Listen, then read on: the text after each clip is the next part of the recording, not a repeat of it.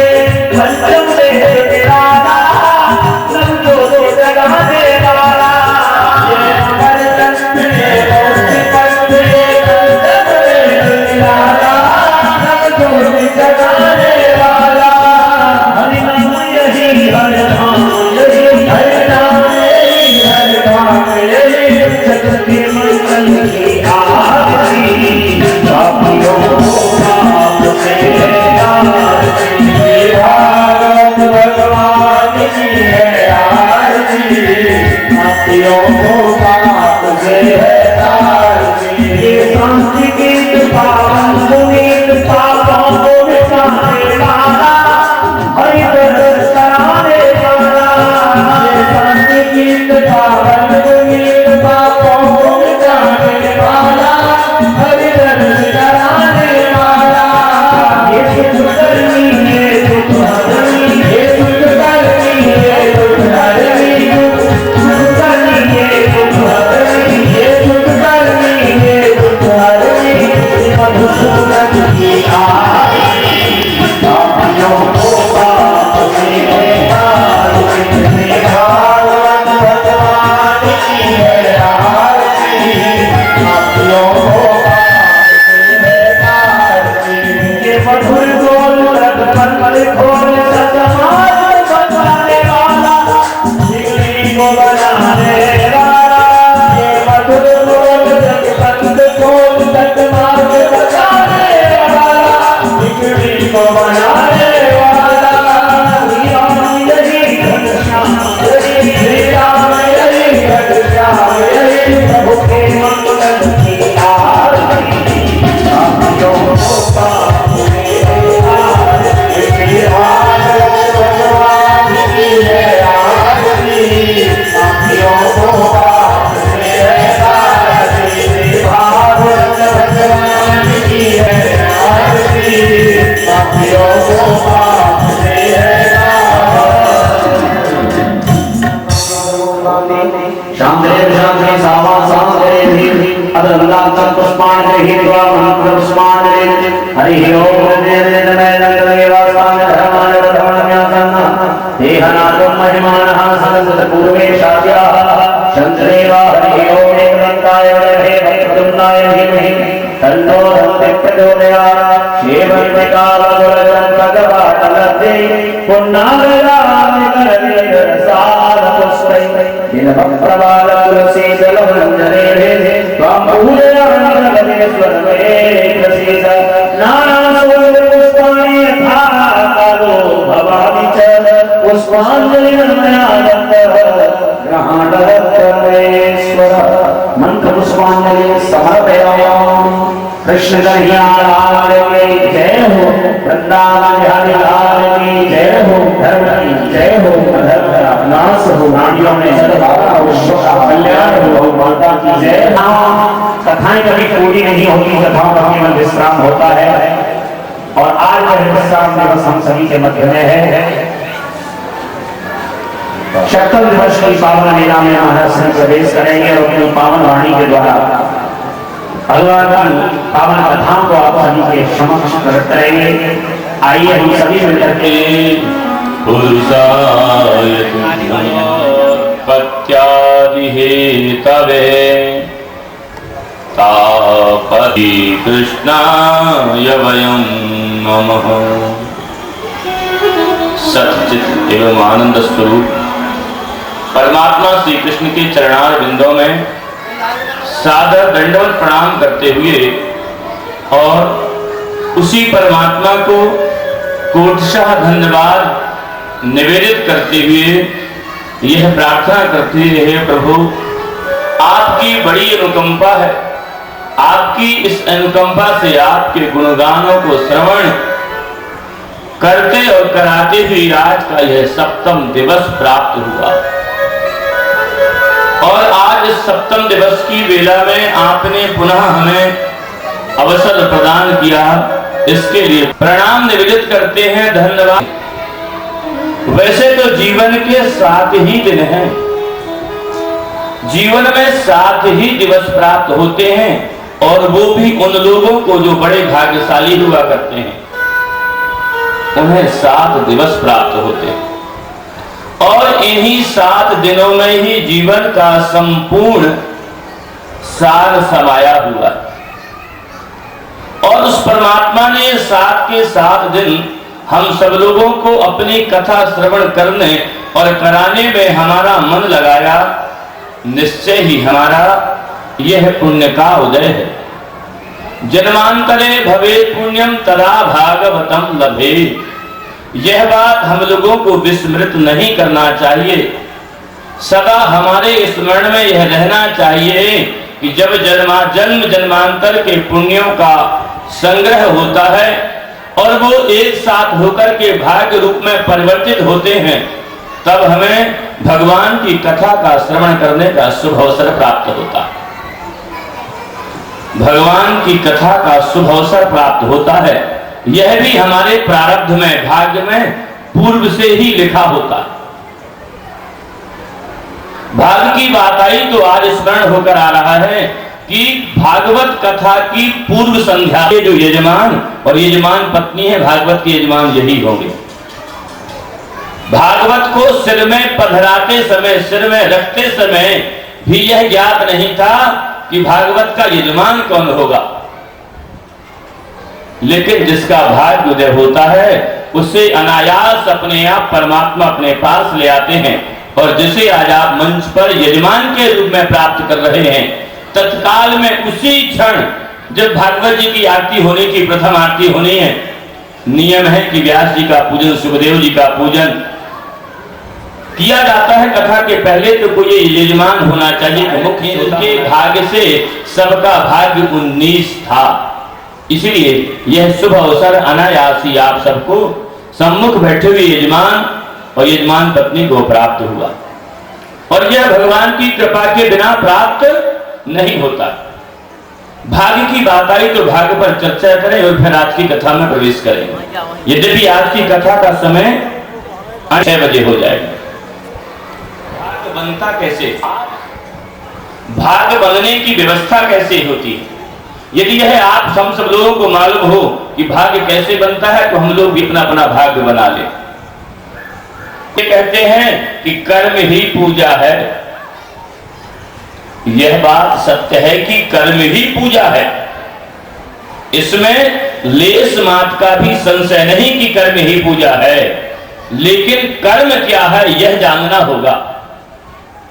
मिट्टी खोदना कर्म नहीं, कपड़े पहनना, भोजन बनाना, घर की सफाई करना, नौकरी करना, चाकरी करना, पढ़ना पढ़ाना, ये मात्र कर्म नहीं है आपका।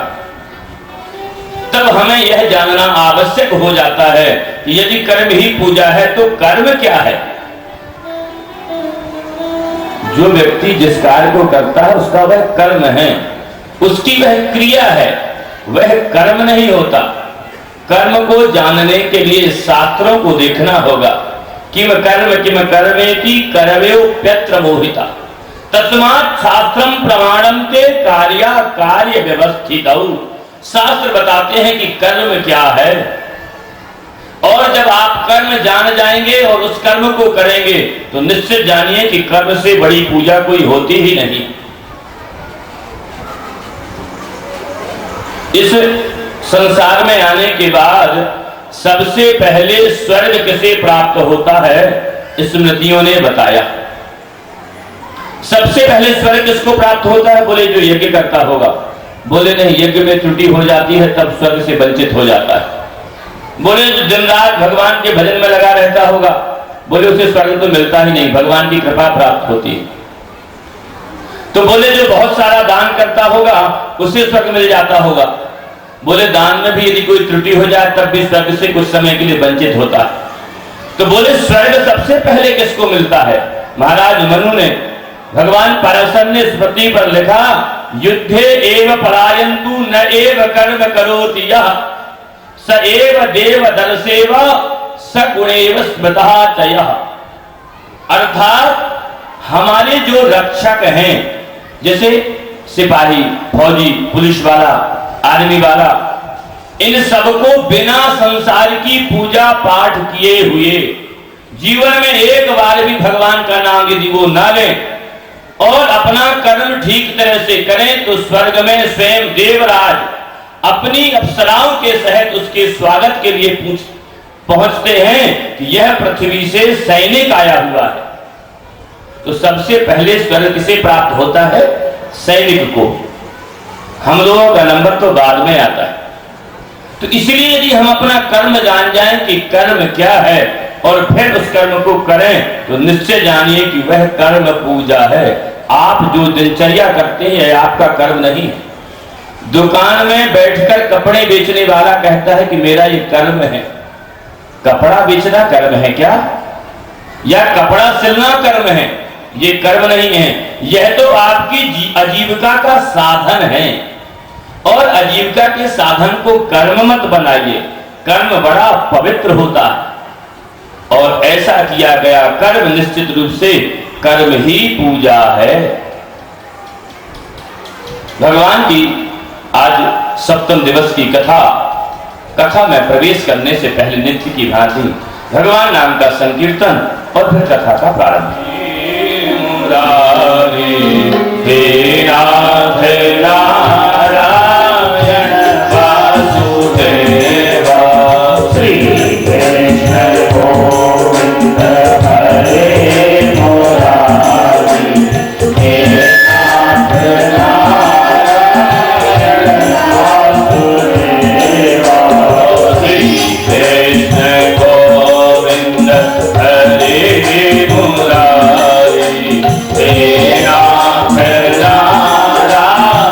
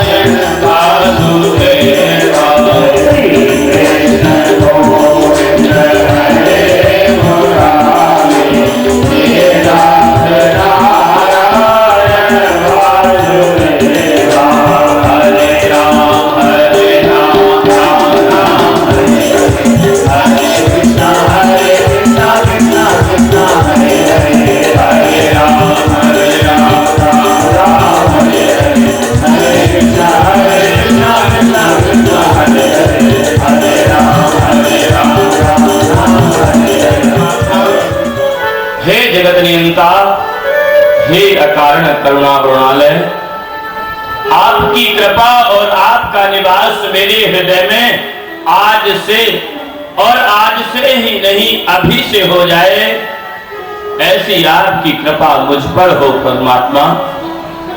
क्योंकि जब प्राणांत काल आता है तब शरीर में बैठे हुए पहले से वात पित्त कफ आदि जो त्रिदोष हैं, उनके आक्रमण से आपका नाम लेना मुश्किल हो जाता है। इसलिए हे प्रभु, आज से ही आप मेरी अंतरात्मा में, मेरे हृदय में विराजमान हो जाए। कल की कथा में हम सबने भगवान श्री कृष्ण का विवाह का आनंद प्राप्त किया था। द्वारका में सुंदर विवाह का उत्सव मनाया जा रहा है। उस उत्सव में थोड़े समय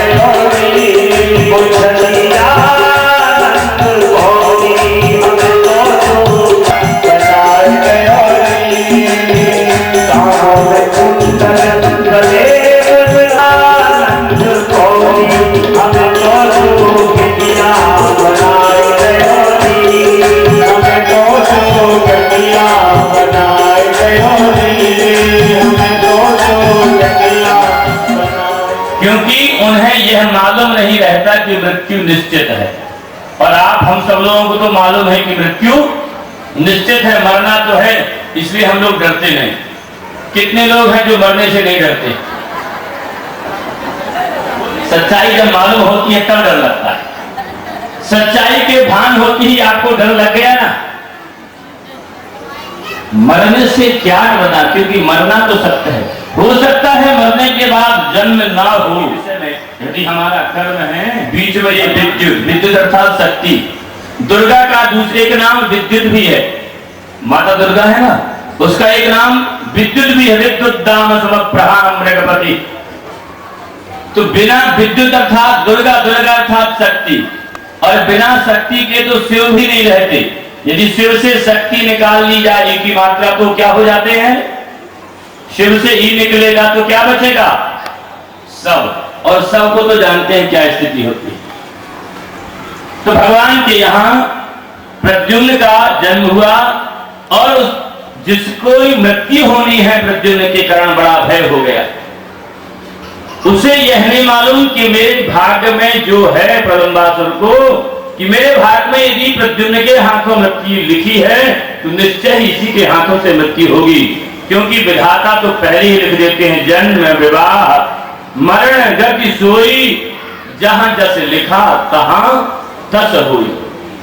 इसलिए इन सब विषयों में ज्यादा, विवाह जिसके साथ लिखा था आप चाहे करोड़ों उपाय कर लीजिए, लेकिन विवाह वही होगा। इसलिए घर में यदि झगड़ा हो आपस में, तब ये ना सोचना चाहिए, एक दूसरे से कहना नहीं चाहिए कि बड़ी भूल हो गई तुम्हारे साथ विवाह कर लिया, अरे तुमसे अच्छे अच्छे लड़के या लड़कियां मिल रही। कहीं मिलता कोई लड़का या लड़की मिलता, यदि झगड़ा है तो निश्चित था कि वो होगा ही। ऐसा मान करके कि विवाह, जन्म और मृत्यु जो तीनों हैं, ये विधाता के हाथ में भाग्य में लिख कर आता है। और भाग्य बनता कैसे है? भाग्य का संबंध भात से है। भात जानते हैं ना आप लोग? भात गांव का, यदि अभी तक हम गांव में ही थे, अभी 2 महीने पहले ये शहर हो गया। तो आप लोग भी पहले गांव में थे तो जानते होंगे, गांव के लोग जानते हैं बात, शहर के लोग जानने के बाद ही बताते नहीं। अपने आप में ऐसा महसूस करते हैं कि हम कुछ छोटे हो जाएंगे, क्योंकि जो हमारी संस्कृति है, संस्कृति के प्रति पढ़ने के बाद ऐसा मन में हो जाता है कि हम छोटे हैं। जब तक राइस ना कहा जाए तब तक मन में प्रसन्नता नहीं होती। आपको अपना एक उदाहरण बताते हैं। लगभग आज से 12-13 साल पहले की बात, सन 2002 की बात। सपरिवार हम रहते थे। हम जिनके यहाँ किराए से रहते थे उन्हें हम चाचा चाची कहते थे और कहते भर नहीं थे, मानते थे। संयोग की बात, रात्रि में उनके यहाँ जो दोपहर का चावल था वो तला गया। तलना जानते हैं? भोजन ज्यादा करता, हम भी वही क्या करते थे। हमने पूछा कि चाची से क्या बना हुआ है? उन्होंने कहा राइस फ्राई किया है। ठीक है, राइस फ्राई हुआ है, हम भी पा लिए। दूसरे दिन हमारे घर में चावल बनाया गया। चावल बनाने के बाद कुछ उसमें मटर आदि डाल करके मूंगफली डाली और तल करके खाने की व्यवस्था हुई। संयोग की बात की चाची आई, चाची ने पूछा क्या कर रहे हो? अच्छा, तला भात खा रहे हो। हमने पूछा कल आपके यहाँ यही राइस फ्राई था और हमारे यहाँ तला चावल हो गया, तला भात हो गया। तो जब हमारी हकीकत सामने आती है उससे लोग अपने आप को दूर रखना चाहते हैं। तो जो भाग्य का संबंध है वो भात से है। भाग्य का संबंध किससे है? भात से। जैसे भात बनाने में 6 महीने का समय लगता है, वैसे भाग्य बनने में भी पूरे एक आयु का, एक जन्म का समय लगता है। मालूम है आपको भात बनाने में कितना समय लगता है? माताएं जानती होंगी कितना समय लगता है भात बनाने में? 6 महीना। अब आपको लग रहा होगा ये तो बीरबल खिचड़ी की बात कर रहे हो। जो आप भात पकाती हैं नित्य घर का जिसे पाने के लिए, उसमें 6 महीने लगता है। जब आप धान को भी नहीं देखते हैं उससे पहले खेत की जुताई, बुवाई, निदाई, खाद आदि का कार्य किया जाता है, इसलिए धान बोने के लिए। इसके बाद धान बोई जाती है, पानी दिया जाता है, खाद दी जाती है, फिर समय से बढ़ती है और उससे कुछ जो अनावश्यक धान के अतिरिक्त पौधे हैं, घास फूस आदि, उनको निकाल करके अलग किया जाता है। कुछ समय बाद उससे धान आती है, पकता है। पकने के बाद खलिहान में लाकर काटकर गाढ़ने के बाद चक्की में ले जाकर दराई कराने के बाद घर लाते हैं। खुद से आप साफ करते हैं, पानी से धुलते हैं, एक बर्तन में चढ़ाने के बाद ईंधन लगाते हैं, तब जाकर के वो भात बनता है। कितना समय लगता है? आपने जो कर्म किया है वह प्रारब्ध रूप में आपके लेखे में लिखा जाएगा और लेखे में लिखा जाएगा। जब अगला जन्म आएगा तब वो आपको भाग्य के रूप में मिलेगा। ये कोई मैं अपनी ओर से बात नहीं कर रहा, ये शास्त्र का मत है भाग्य प्रारब्ध के विषय में। प्रारब्ध का जहां ब्राह्मण ग्रंथों में वर्णन हुआ वहां यह बताया गया कि जो नित्य का हम कर्म करते हैं वह नित्य का कर्म प्रारब्ध के रूप में हमारे पास संचित होता है और संचित होने के बाद जब अगला जन्म मिलता है तब भाग्य बन जाता है। कई बार विचार आता है, बहुत से ऋषियों ने, महर्षियों ने, राजाओं ने बहुत अच्छे अच्छे काम किए, जीवन भर दान पुण्य किया, लेकिन अंत में उनकी गति भी ठीक नहीं हुई। यद्यपि किया तो उन्होंने ठीक ही काम था, फिर उनकी गति क्यों नहीं हुई? उनसे ऐसा कार्य क्यों हो गया? तो आप जिन लोगों ने किसानी की होगी, किसान होंगे या देखा होगा, उन्हें मालूम है कि खेत को ठीक तरह से साफ करने के बाद साफ स्वच्छ बीज बोया जाता है, इसके बाद भी घास फूस उगाता है बीज में। आपने धान के साथ, गेहूं के साथ कोई कचरा नहीं बोया था, लेकिन इसके बाद भी वह आ जाता है। क्यों? क्योंकि पहले से खेत में पड़ा था। ऐसे कई बार हमारे कर्म ऐसे हो जाते हैं, हम चाहते तो नहीं, अभी वर्तमान में करना तो नहीं चाहते थे, लेकिन पूर्व के कर्म हमारे प्रारब्ध में पड़े हुए थे और जब पुनर्जन्म हुआ तो हमारे शुभ फल के साथ साथ में वो भी इस संसार की मिट्टी और खाद पाकर के उनका भी प्रादुर्भाव हो गया, उनका भी जन्म हो गया। नुकसान हो जाए तब यह जानिए कि वर्तमान का तो कर्म अच्छा है, ये पूर्व में कहीं ना कहीं किसी स्थान पर, किसी कोने में पड़ा था, जिसका परिणाम अभी प्राप्त हो गया। और जब आप खेत से वो घास फूस अलग करते हैं तब प्रसन्न हो जाते हैं कि अब तो हमारी धान साफ हो गई। ऐसे आपको प्रसन्न होना चाहिए कि आपका भाग्य भी अब साफ हो गया। भगवान के पुत्र प्रद्युम्न का जन्म हुआ, जन्म के साथ हरण हो गया। हरण के बाद ब्रह्मासुर ने समुद्र में फेंक दिया, मछली ने खाया, मछली राजा के यहाँ गई। राजा के यहाँ भोजन बनाने वाले जो एक दंपति थे, उन्होंने उसको लिया। उसके यहाँ से एक मायावी एक राक्षसी ने हरण कर दिया। माया के बल पर बहुत शीघ्र ही प्रद्युम्न को बड़ा कर दिया और वह समय आ गया जब प्रलंबासुर का प्रद्युम्न ने वध कर दिया। प्रलंबासुर का वध हो गया। इधर द्वारिका में एक सेठ रहता था, व्यवसायी, जो पूरी द्वारिका में चर्चा का विषय था। प्रत्येक आदमी उसी व्यवसायी उसी सेठ की ही चर्चा करते थे। उसका नाम था सत्राजित। सत्राजित के पास अथाह संपत्ति हो गई और वो संपत्ति इतनी अधिक होने लगी कि द्वारिका की संपत्ति से भी लगता था कि ज्यादा हो जाएगी। सुखदेव जी महाराज से परीक्षित ने पूछा, हे प्रभु, आखिर यह सत्राजित कौन था, उसके पास इतनी संपत्ति क्यों आई? सुखदेव जी महाराज ने कहा, परीक्षित, सत्राजित भगवान सूर्य का बड़ा भक्त था। भगवान सूर्य की उपासना की। भगवान सूर्य की उपासना से भगवान सूर्य प्रसन्न हुए और उन्होंने सत्राजित को एक मणि दी जिसका नाम श्यमंतक था।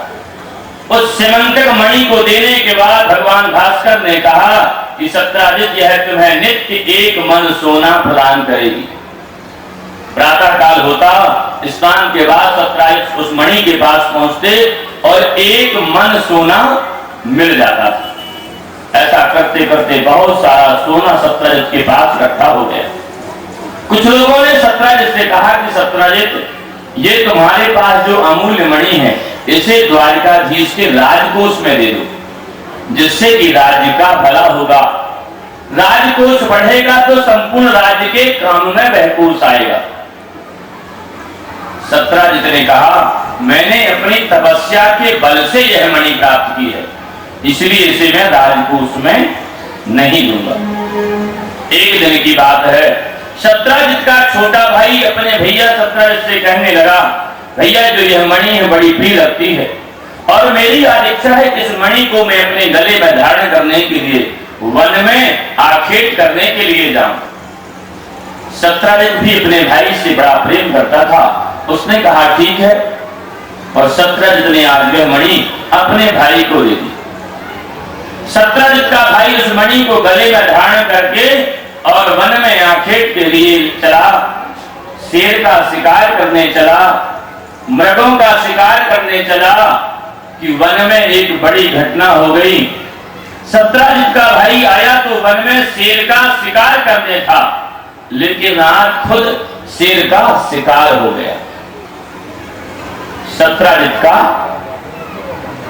जो मणि पहने हुए भाई था उसका वध कर दिया शेर ने। शेर ने शिकार किया, उसका भक्षण कर लिया। जब सत्राजित को यह बात पता लगी कि जो मेरा भाई है वन में गया तो शिकार के लिए था, लेकिन वापस नहीं आया, सत्राजित ने अपने अनुयायियों से कहा कि लगता है कि मेरे भाई का वध कर दिया है द्वारिकाधीश ने। क्यों? क्योंकि द्वारिकाधीश की इच्छा थी कि उसे मणि मिल जाए और मैंने मणि देने से मना कर दिया। आज मेरे भाई को अकेला पाकर के द्वारिकाधीश ने मेरे भाई की मृत्यु कर दी, मृत्यु के घाट उतार दिया और निश्चय ही उसने उस मणि को अपने पास रख लिया होगा।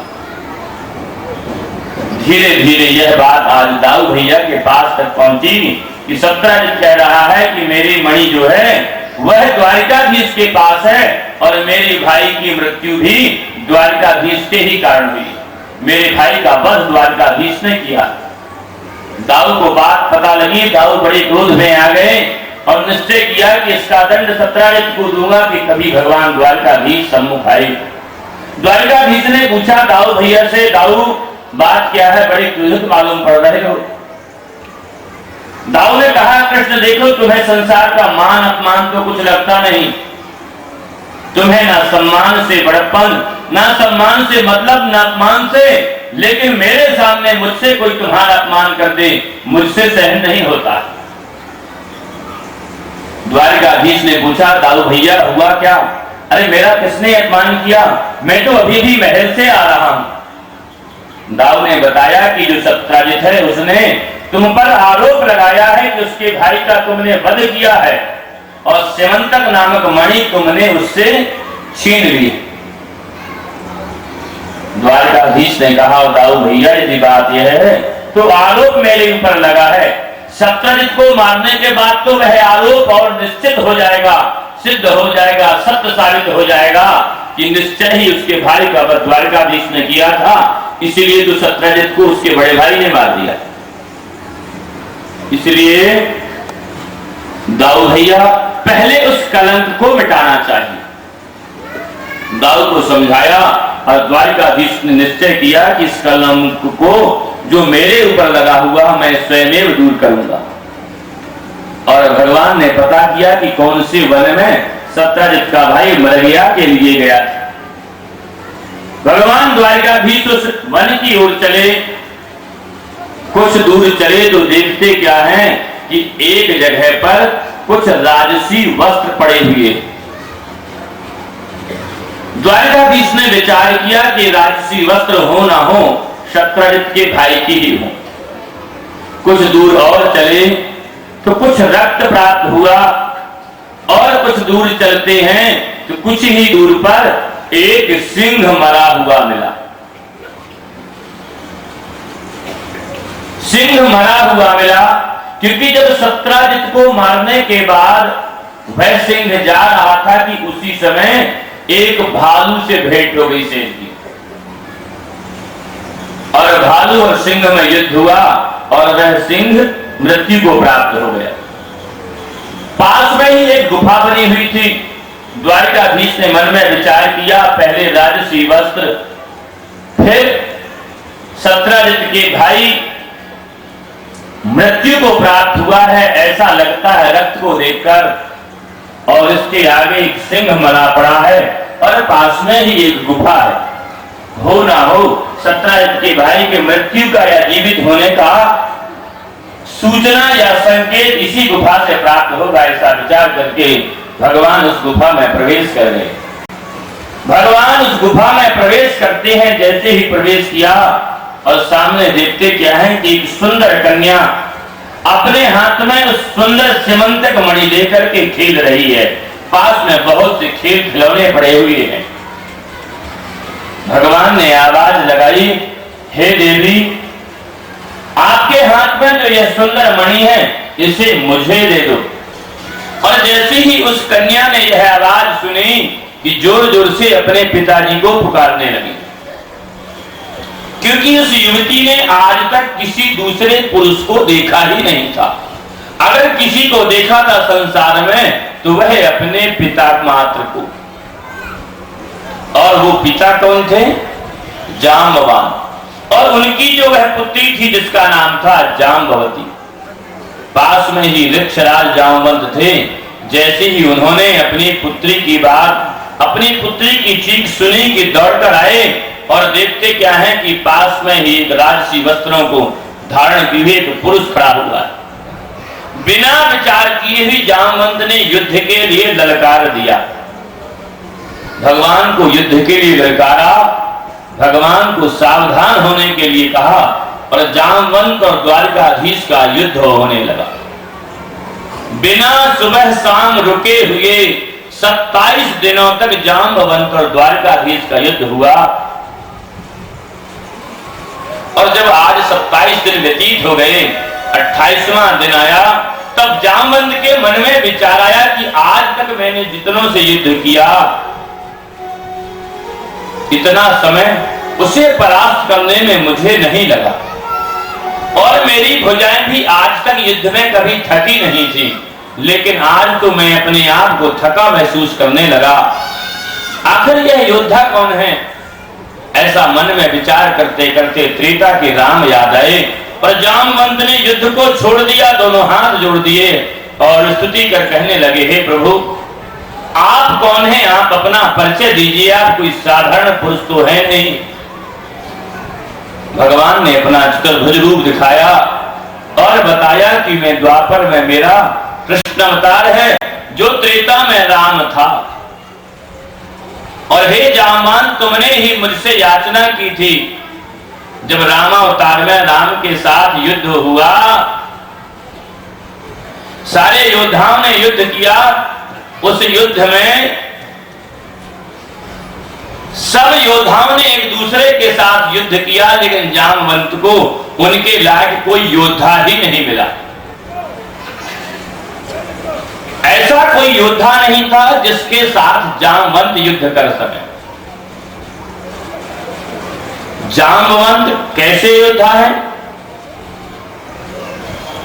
जामवंत ने भगवान के युद्ध काल में एक भी योद्धा प्राप्त नहीं किया जिसके साथ युद्ध कर सकें। और युद्ध की समाप्ति के बाद जब सबसे भगवान ने कुछ ना याचना के लिए कहा, सबने कुछ ना कुछ लिया, कुछ ना कुछ मांगा, कुछ ना कुछ भगवान ने सबको दिया। दो लोग दूर खड़े हुए थे जिन्होंने भगवान से ना तो मांगा और ना अभी तक भगवान ने दिया था। पहले थे जामवंत और दूसरे थे हनुमान जी। जामवंत से भगवान ने कहा, जामवंत तुम दूर खड़े हो, तुम भी मुझसे कुछ मांग लो। जामवंत ने कहा, प्रभु मुझे आपके दर्शन के अतिरिक्त कुछ नहीं चाहिए। फिर भी जामवंत को भगवान ने बार बार कहा तो जामवंत ने कहा, हे प्रभु, इस युद्ध में कोई एक ऐसा योद्धा मुझे प्राप्त नहीं हुआ जिसके साथ मैं युद्ध करके अपनी भुजाओं को शांत कर सकूं, इसलिए मुझे कोई एक ऐसा योद्धा दे दीजिए। भगवान ने कहा, जामवंत, इस लंका में रावण के युद्ध के बाद भी यदि आपकी भुजाएं शांत नहीं हुई, तब त्रेता में मेरे युद्ध के साथ तो मेरे से तो आप युद्ध कर सकते नहीं। द्वापर में जब मेरा कृष्णावतार होगा, उस कृष्णावतार में मैं आपकी भुजाओं को शांत करूंगा। और दूसरे थे हनुमान जी महाराज। हनुमान जी से भी कहा कि आप कुछ मांग लीजिए। हनुमान जी ने तो दोनों हाथ जोड़ दिए, प्रभु मुझे कुछ नहीं चाहिए। माता सीता बाजू में, भगवान ने विचार किया, हनुमान को क्या दूं? हनुमान के तो इतने ऋण मेरे ऊपर हैं, पहले उन ऋणों को ही चुका दूं, बाद में कुछ और दूंगा। माता जानकी ने भगवान के वक्षस्थल की ओर देखा और गले में भगवान के पड़ी हुई एक सुंदर मणियों की माला की ओर इशारा किया कि आप यह मणियों की माला ही हनुमान को दे दीजिए। वह अमूल्य निधि मणि जो संसार में और किसी को प्राप्त नहीं होती, ऐसी मणियों की माला भगवान ने उतारी, हनुमान जी को पास में बुलाया और हनुमान जी को दे दी। हनुमान जी ने वो मणियों की माला ली, उसको बार बार ऊपर नीचे करके देखते और कुछ दूर पहुंचे, एक पत्थर उठाया, उस मणि के माला को तोड़ा और पत्थर से उन मणियों को फोड़ना प्रारंभ किया। मणि को फोड़ते दो टुकड़े होती, उसे टुकड़ों को देखते और दूर फेंक देते। ऐसा करते करते 108 मणियों की माला को हनुमान जी ने तोड़कर और फोड़ करके फेंक दिया। पास में खड़े हुए जो अज्ञान लोग थे उनके मन में बड़ी ग्लानि हुई, कुछ को गुस्सा आया, कुछ ने अपने आप में बड़ा असंतोष किया कि देखो हनुमान को इतनी सुंदर मणियों की माला मिली और उसे भी हनुमान ने तोड़ दिया। माता जानकी के मन में भी बड़ा क्षोभ हुआ कि मैं अपने प्रभु श्री राम के गले में पड़ी रहने वाली हमेशा मणियों की माला को भगवान से उतार कर मैंने हनुमान को दिलवाई और हनुमान ने उसे फोड़ दिया, तोड़ दिया। हनुमान से पूछा माता सीता ने, हनुमान, हमने तुम्हें संसार की सबसे अमूल्य माला भेंट की थी और तुमने उसे तोड़कर फेंक दिया, और तुम मणियों को फोड़कर देखते क्या थे? हनुमान जी ने हाथ जोड़ दिए और कहने लगे, हे माता, मैं मणियों को तोड़कर देखता था, मणियों को तोड़ने के बाद उनको चखता था और दोनों में मुझे कुछ प्राप्त नहीं हुआ। मैं जब मणियों को मैं तोड़ता तो देखता ना उसमें सीता है ना राम, मेरे सीताराम की झांकी उन मणियों में नहीं दिखती, तब मुझे लगता कि खाने की वस्तु होगी, इसलिए उनमें चख कर देखता, उनमें कुछ स्वाद भी नहीं था। और संसार की जिस वस्तु में मेरे सीताराम ना हो, ऐसी किसी वस्तु की मुझे संसार की आवश्यकता ही नहीं है। किसी ने हनुमान जी से पूछने हाँ नहीं कहा, उसी समय अपने सीने में हाथ लगाया और सीने को फाड़ कर दो भाग कर दिए। उसी समय भगवान श्री राम और माता जानकी की सुंदर झांकी हनुमान जी के महाराज पर दिखाई देती। तो संसार में प्रत्येक कण में अपने परमात्मा की झांकी का दर्शन करना ही भगवान की परम भक्ति है। जो हम लोग नित्य रामायण पर पढ़ते हैं, सिया राम में सब जग जानी, करम प्रणाम जोर जुग पानी। यदि संसार की प्रत्येक वस्तु में परमात्मा का ही दर्शन करने लगे तो निश्चय जानिए कि परमात्मा की प्राप्ति होने में अधिक समय नहीं लगेगा। पुनः वही झांकी देखना चाहता हूं जिस झांकी में आप विराजते हैं। आपके दाईं ओर भैया लखनलाल विराजते हैं, आपके बाईं ओर माता जानकी विराजती हैं और सम्मुख आपके हनुमान जी विराजते हैं। कृपा करके मुझे उसी झांकी का दर्शन करा दीजिए। और भगवान ने उसी क्षण जामवंत को वह दिव्य झांकी का दर्शन कराया।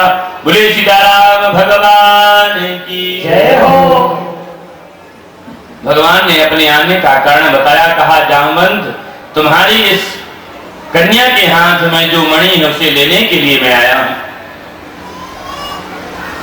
जामवंत ने दोनों हाथ जोड़ दिए और दोनों हाथ जोड़कर कहने लगे, हे प्रभु आप मेरे यहाँ कुछ लेने आए हैं, मेरा सौभाग्य है, लेकिन आपको मैं कुछ देना चाहता हूं। यदि आप मेरी भेंट स्वीकार कर लें तब मैं आपको यह मणि भी दे दूंगा।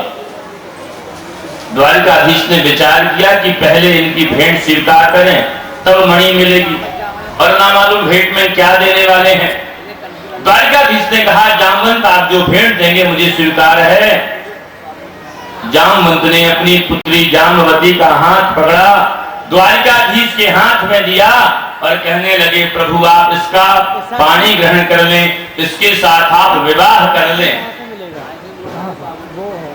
भगवान ने विचार किया, एक विवाह तो हो चुका है, लेकिन माता कहती थी कि गर्ग मुनि ने, ज्योतिषी ने कुंडली लेकर बताया था कि बहुत से विवाह होंगे, तब इसमें मेरी तो कोई गलती होगी नहीं कि मैंने दूसरा विवाह किया। अब हमारी जन्म पत्रिका में ही ऐसा है। और भगवान ने जामवती के साथ पानी ग्रहण किया। जामवंत ने दोनों हाथ जोड़कर कहा कि प्रत्येक पिता अपनी कन्या को विवाह के बाद विदा करता है और विदा में कुछ ना कुछ देता है, लेकिन मैं एक ऐसा पिता जो मेरे यहाँ तो कुछ है ही नहीं, इसलिए हे द्वारकाधीश मुझसे अपनी कन्या विदा के समय आप यह मणि स्वीकार कर लीजिए। और दहेज रूप में जामवंत ने वह मणि द्वारकाधीश को दे दी। बोले द्वारकाधीश भगवान की जय। द्वारकाधीश अपनी पत्नी जामवती के साथ द्वारिका आए। यहाँ माता देवकी को पता लगा कि मेरी पुत्री ने दूसरा विवाह कर लिया है। माता को आज याद आने लगा कि जब बाबा नंद आए थे तो उन्होंने बताया था कि मेरे लाल के अनेक विवाह होंगे। सो माता ने थाली सजाई, द्वार पर जामवती का स्वागत किया। इधर भगवान द्वारकाधीश उस स्यमंतक मणि को लेकर सत्रजित के पास पहुंचे और वन में घटी हुई घटना को बताया। सत्रजित भी बड़ा लज्जित हुआ। वह द्वारकाधीश के हाथ जोड़कर प्रार्थना करने लगा, निवेदन करने लगा, हे प्रभु मैंने तो आपको अनायास ही आक्षेप लगाया, अपने भाई की मृत्यु का कारण बताया, मुझे क्षमा कर दीजिए प्रभु। भगवान ने कहा, द्वारकाधीश ने सत्रजित से कहा, सत्रजित मैं तो पहले ही तुम्हें क्षमा कर चुका हूं। तो सत्रजित कहने लगा, प्रभु मैं कैसे जान जाऊं कि आपने मुझे क्षमा कर दिया। द्वारकाधीश ने कहा, तो भैया कोई परीक्षा ले लो, पेपर दे दो, परीक्षा देते हैं पास हो जाए तो जान लेना। सत्रजित ने कहा, प्रभु यदि आप परीक्षा देने की बात करते हैं तो परीक्षा के रूप में आपके सामने मेरे जीवन का जो यह प्रश्न पत्र है सत्यभामा के रूप में, इसे आप स्वीकार कर लीजिए, इसके साथ अपना पानी ग्रहण कर लीजिए। भगवान ने विचार किया, एक पत्नी घर में थी, एक अभी अभी गई है, उसके साथ तो हम पहुंच भी नहीं पाए और ये तीसरी तैयार है। भगवान ने सत्यभामा के साथ पानी ग्रहण किया और सत्यजित ने अपनी पुत्री के विवाह पर विदा के समय बहुत सारा धन दिया और साथ में वह स्यमंतक मणि भी दे दी। भगवान द्वारकाधीश अपनी पत्नी सत्यभामा और स्यमंतक के साथ अपने महल में आए। माता तो पहले से ही तैयार थी कि उसका विवाह हुआ है, लेकिन देखती क्या है कि साथ में एक और तीसरी पत्नी है। अभी भगवान ने हाथ जोड़े और कहा, मैया मैंने जानबूझकर ऐसा नहीं किया। तुम्हें तो मालूम ही होगा, तुमने मेरी कुंडली दिखाई होगी, ज्योतिषियों से पूछा होगा। ज्योतिषी लोग तो पहले घोषणा कर चुके हैं कि मेरे बहुत सारे विवाह होंगे। अब वो ग्रहों का परिणाम है और ग्रहों के कारण ही मेरे बार बार विवाह हो रहे।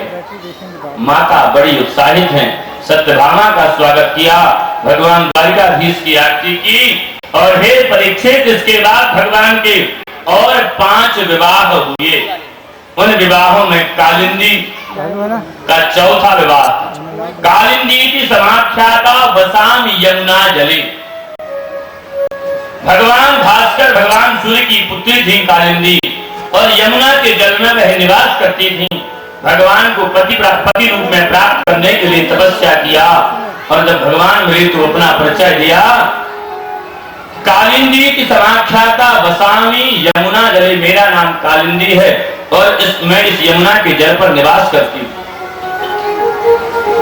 भगवान ने कालिंदी के साथ, सत्या के साथ, मित्रवृंदा के साथ, भद्रा के साथ और 8वीं लक्ष्मणा के साथ पानी ग्रहण किया। आज भगवान की 8 पटरानियां।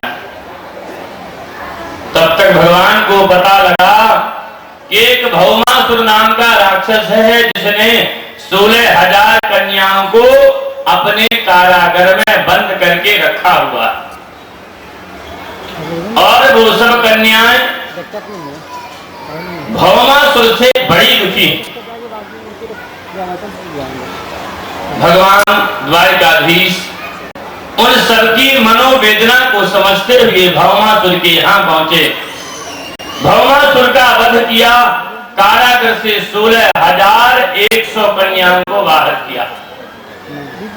सबका कुशल क्षेम पूछा और कहा, हे देवियों, अब आप अपने अपने घर जाइए। जैसे ही भगवान ने कहा, हे देवियों, अब आप अपने अपने घर जाएं, उन 16,100 कन्याओं ने कहा, हे द्वारिकाधीश, आपको लगता है कि हम भौमासुर के कारागार में इतने दिनों तक बंद रहीं, इसके बाद हमारे माता पिता क्या हमें अपना लेंगे? और यदि माता पिता ने अपना भी लिया तो क्या कोई राजकुमार हमारे साथ पानी ग्रहण करेगा? अरे प्रत्येक राजकुमार तो यही कहेगा ना कि जितने दिनों तक किसी राक्षस के यहाँ रही हो, भला इनके साथ हम विवाह कैसे कर सकते हैं? हमारे सतित्व पर उन्हें भ्रम होगा, हमारे सतित्व पर उन्हें संशय होगा। फिर भी भगवान ने कहा कि तुम्हें जाना तो होगा ही। तब 16,100 कन्याओं ने कहा, हे द्वारिकाधीश, तब हमारे पास 2 ही मार्ग बचते हैं। पहला मार्ग तो यह है कि हम अपने आप को मृत्यु देवता को समर्पित कर दें, कुएं में गिरकर, पर्वतों से छलांग लगाकर या नदियों में अपने आप को विसर्जित कर दें, अपने आप की मृत्यु दे दें। और दूसरा घर द्वारिकाधीश आपका हो सकता है, यदि आप हमें अपना लें।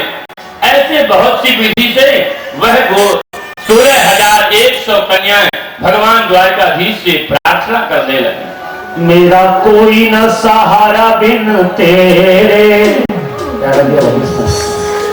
नजलाल सवरिया मेरे, मेरा कोई न सहारा बिन तेरे, नजलाल सवरिया मेरे, मेरा कोई न सहारा बिन तेरे, नजलाल सवरिया मेरे, वो मेरा कोई न सहारा बिन तेरे, नजलाल सवरिया मेरे,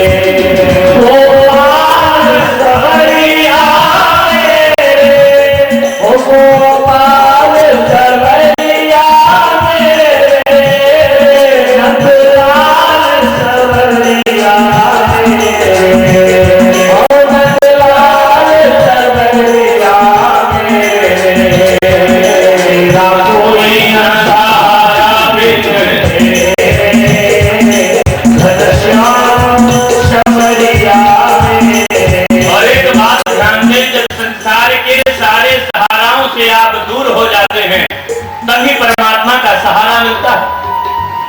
जब तक आप संसार के किसी एक सहारे को भी पकड़ कर रखेंगे तब तक परमात्मा का सहारा मिलता नहीं। द्रौपदी का जब वस्त्र हरण हुआ और उसने अपने पतियों की ओर, अपने पितामह की ओर, अपने राजा की ओर देखा, तब तक भगवान नहीं आए। और जैसे ही उसने कहा